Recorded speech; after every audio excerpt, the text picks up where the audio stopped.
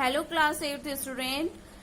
Continuing the part 8 chapter 4 metal and non-metal. Here we read the reaction of metal and non-metal with the water. So first we see the reaction of metals with water.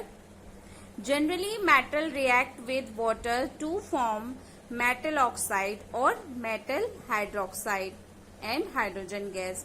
Means either they form the metal oxide or the metal hydroxide, either metal oxide or metal hydroxide with the elaboration of the hydrogen gas. Okay, so it's a general equation for it. Metal plus water, it will form the metal hydroxide or metal oxide with the elaboration of the hydrogen gas.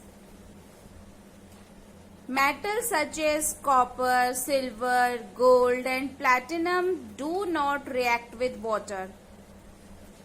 Only a few reactive metals are as sodium, potassium, magnesium, calcium and iron, lithium and zinc react with water. Here we see there is a reactivity series is given in the chemistry part. According to reactivity series, those metals which are more reactive, they react vigorously. Okay, means they react rapidly. But those metals which are not reactive, they are not reacting with any other things. Okay, so here we see that metals such as copper, silver, gold and platinum do not react with water because they are present in the lower region of the reactivity series. What is reactivity series? We see in the end of this chapter. So wait for a while. So according to reactivity series, these metals are react. So some few reactive metals are react with water, others are not. A large amount of heat is liberated in this reaction. It means a large amount of heat, okay, is liberated, means exhale out in this reaction. So the reaction in which heat is evolved are called the exothermic reaction. Exo means outside. Exo means outside. So the reaction in which heat is evolved with the product. We know this thing, when a reaction is done means the two reactants combine to give a product. Then we see this thing with a product. If heat is also elaborate, that means this reaction is a exothermic reaction. The next thing, sodium react with cold water. Here we see that sodium react with cold water to form sodium hydroxide and hydrogen gas. One more thing which you have to look in this chapter, that some metals react with cold water, some react with warm water and some metals are react with the steam also. So steam level is high for you. So there are only two examples, one for with the cold water and second for with the hot water. Why they do this? According to their reactivity series, means sodium is highly reactive. Sodium is highly reactive and you can't be keep this sodium open in the air.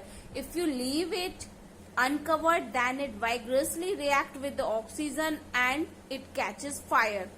So we kept this sodium inside the kerosene oil, that it can't directly react with the oxygen which is present in the air. So here this sodium react with cold water to form sodium hydroxide and hydrogen gas. A large amount of heat is released in this reaction. So if it react with cold water, so this cold water absorb the heat which is generated in this reaction and there will be no harm to a person, resulting in hydrogen catching fire. And this cold water help this that it can't be catching fire. If it not react with the cold water, what happened? A large amount of heat is released in this reaction in which hydrogen can catch the fire.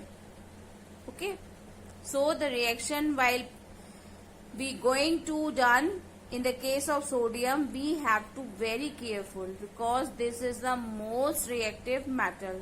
Sodium, lithium and potassium considered the most reactive metals. Okay. So sodium here and water, when they react they form the sodium hydroxide and hydrogen.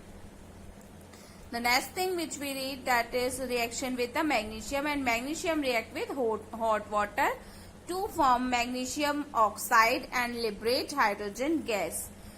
So here I have told you that they react according to their reactivity series. So magnesium giving placed in the moderate place, means in the between side, and it can't react with the normal or cold water, so it react with the hot water as its reactivity is low comparative to the sodium. Okay. So magnesium react with water, with the hot water, and it form the magnesium oxide plus hydrogen gas. Okay. Thank you class. We continue in the next video.